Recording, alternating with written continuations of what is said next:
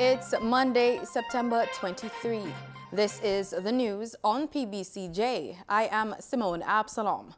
Legislation to establish a fiscal council will be tabled by April next year.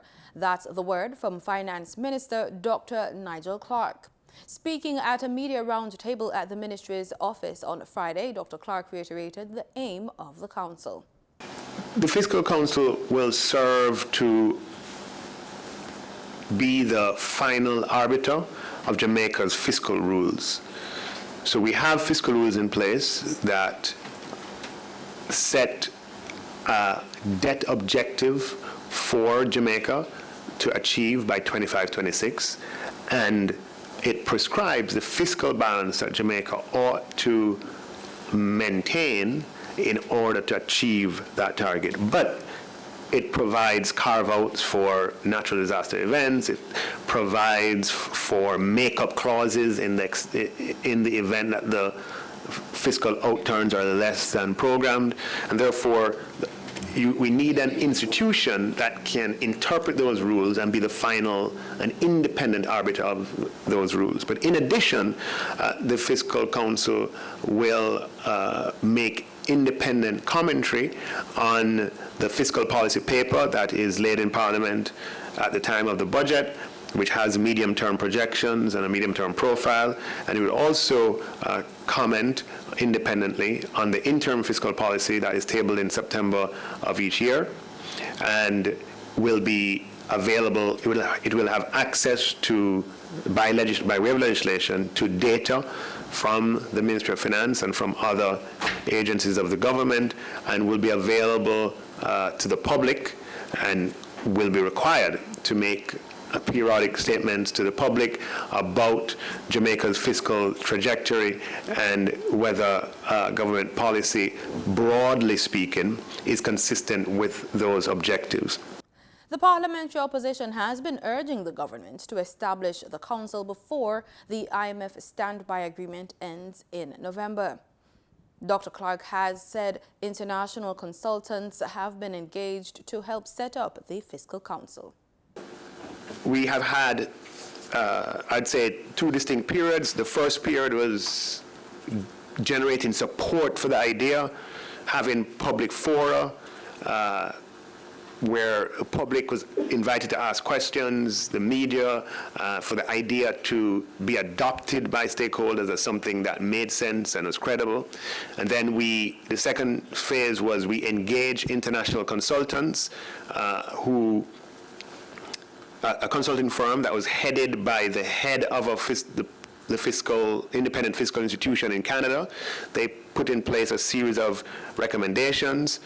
We then, as a third stage, I got technical advice from the IMF. We engaged with the Fiscal Affairs Department of the IMF, who were able to give us a lot of advice about how to go about it and how to implement it, what the features ought to be, and we're able to benefit from a comparative analysis of what occurs in other countries. And then the fourth stage, in that third stage, consulting with stakeholders on those details, because we've seen when you try to build institutions, you want to make sure that you have support for those institutions. And then the fourth stage was to take it to Cabinet, for Cabinet to approve. That has happened, and for drafting instructions to be issued to the Chief Parliamentary Council. Those drafting instructions are being prepared, and I have given a public commitment to be able to table a draft of the legislation that will give rise to Fiscal Council by April 2020. The government is changing the structure of how consumers access inspectors to inspect their buildings and connect to the Jamaica Public Service with an electrical regulator. Science, Energy and Technology Minister Brianna Williams says the Government Electrical Regulator, GER, is to be operationalized soon to speed up the process for the delivery of electricity. Addressing the Engineers Week conference at Knutsford Court Hotel in New Kingston recently, Williams said the GER will be responsible for the regulation of the electrical inspection process, the licensing of electricians and electrical inspectors who make recommendations for renewal or revocation, and monitoring of work done by the inspectors. Additionally, Williams said that the ministry is redoubling its efforts to ensure that legislation pertaining to net billing, auxiliary connections and power wheeling are tabled in Parliament. Several communities, including Spanish Town, Westmore, Hampton Green, Lakemore Gardens, are experiencing disruptions in water supply, and they will continue to do so until connections are favorable to restore inflows to the Spanish Town plant. On the weekend, reports were made that an oil spill in the Rio Cobre Valley in St. Catherine had resulted in the National Water Commission shutting down the Spanish Town treatment plant. A news release from the NWC says contaminated raw water did not enter its facility or pipelines. However, the Water Commission says it is monitoring the situation and will make adjustments to the supply of the affected areas. Jamaica is to begin exporting frozen lobster to the People's Republic of China. The deal was inked last Thursday between both countries.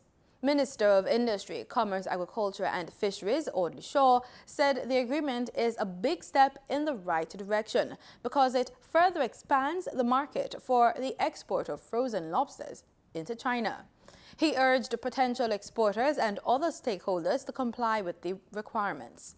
Minister Shaw said the new agreement expands on the Memorandum of Understanding signed by the countries on September 22, 2017 for the export of other fisheries into China.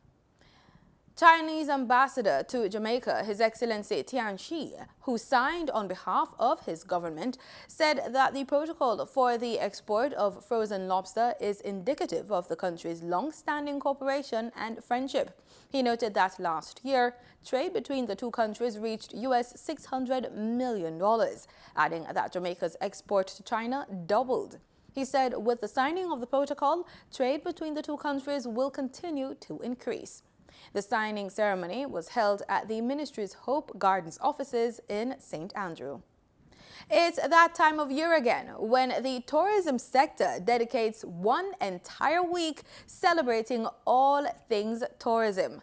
Tourism Awareness Week 2019 began on Sunday, September 22 and will run until Saturday, September 28. This year's theme is Tourism and Jobs, a Better Future. Senior Director of Technical Services in the Tourism Ministry, David Dobson, said Tourism Awareness Week corresponds to global tourism celebrations. Tourism Awareness Week is usually around the time of World Tourism Day, which is the 27th of September this year. The theme is also established globally, and so we usually plan our activities around the theme. Mr. Dobson outlined activities for the week, which he admitted will be concentrated in Kingston. We usually also have a lot of activities in the various resorts. This year, there seemed to be an interest to focus our attention in Kingston. So quite a bit of our activities will be in Kingston. We then will have a series of activities throughout the week, including discussions with students within the schools. We have a number of schools throughout all the parishes.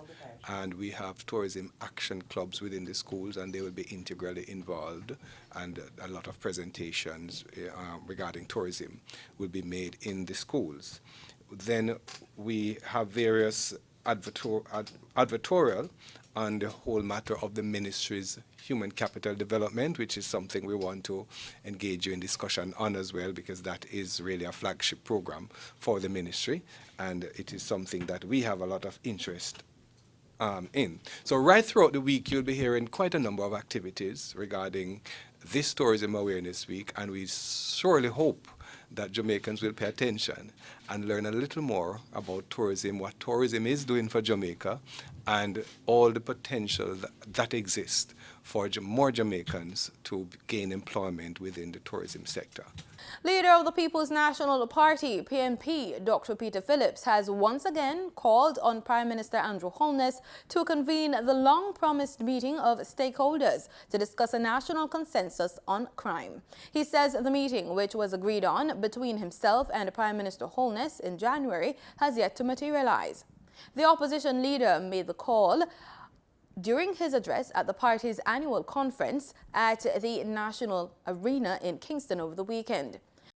The people of Jamaica have seen 7 states of emergency in 21 months as murders and shootings continue to climb.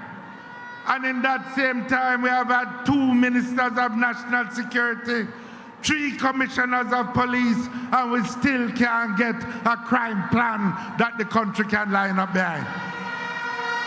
The proposed meeting is expected to include the private sector organization, Pbcj, the church, and the Peace Management Initiative.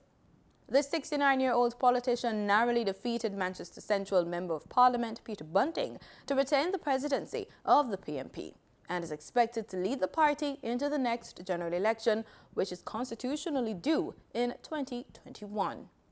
Calls are again being made for parliamentarians to strengthen legislation to safeguard the public against attacks by aggressive dogs. There has been no debate on the issue in the House of Parliament.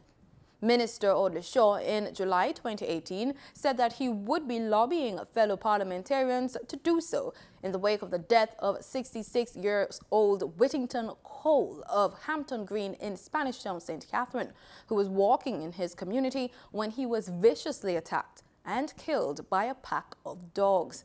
The issue has been thrust into the spotlight again after a St. Richard's Primary School grade 6 teacher was attacked by a pack of pit bulls in Coopers Hill, St. Andrew, late last week.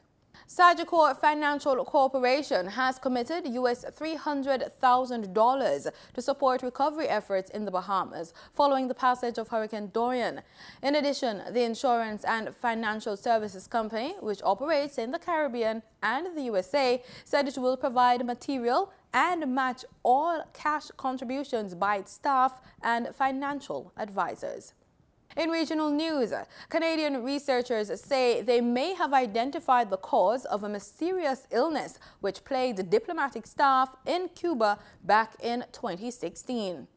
Some reports in the U.S. suggested an acoustic attack caused U.S. staff strange symptoms, sparking speculation about a secret sonic weapon. According to the BBC, the Canadian team suggests that neurotoxins from mosquito fumigation are the more likely cause. The Zika virus carried by mosquitoes was a major health concern at the time. So-called Havana syndrome caused symptoms including headaches, blurred vision, dizziness, and tinnitus. It made international headlines when the U.S. announced more than a dozen staff from its Cuban embassy were being treated. Cuba denied any suggestion of attacks, and the report led to increased tension between the two nations. Guyana is one of 5 countries in Cariforum to benefit from an initiative to enhance its education sector to respond to school-based crime and violence at the primary level through the institutionalization of structured and coordinated after-school activity clubs titled Champions for Change Clubs. At a workshop to be held from September 23 through to 27 in Georgetown, participants will benefit from necessary training for establishing and managing CCCs, including human resource management, CCC program design, marketing, financing and budgeting, among other issues.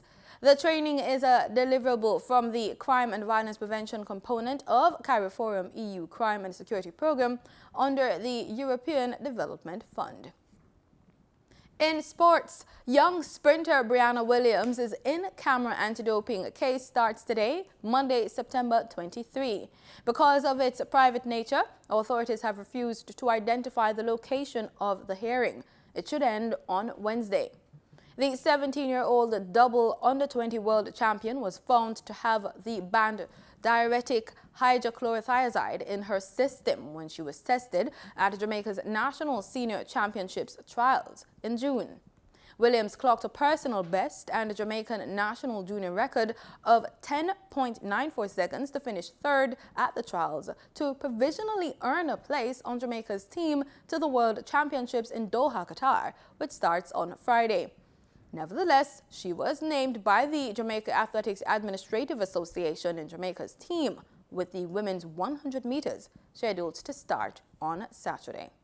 In the weather report, at 4 a.m. Monday morning, the center of Tropical Storm Karen was located near latitude 13.6 degrees north, longitude 63.9 degrees west. The Tropical Storm Karen is continuing to spread blustery winds and flooding rains around the southern Windward Islands. Karen formed earlier Sunday. The storm had top sustained winds of 65 kilometers per hour as of Sunday afternoon and was expected to approach Puerto Rico and the U.S. British Virgin Islands on Tuesday. Forecasters say the storm could bring tropical storm force winds and heavy rains and flash flooding to those islands on its approach. Elsewhere, Tropical Storm Gerry is raising the risk of tropical storm force winds as it moves closer to Bermuda. But forecasters say it's still too early to determine what impact Gerry may have on Bermuda. At 5 p.m. Sunday, Gerry's center was located 655 kilometers south-southwest of Bermuda. Gerry has top sustained winds of 100 kilometers per hour. The Meteorological Service will continue to monitor the progress of these systems. And that's the news on PBCJ. Remember, we are the People's Station.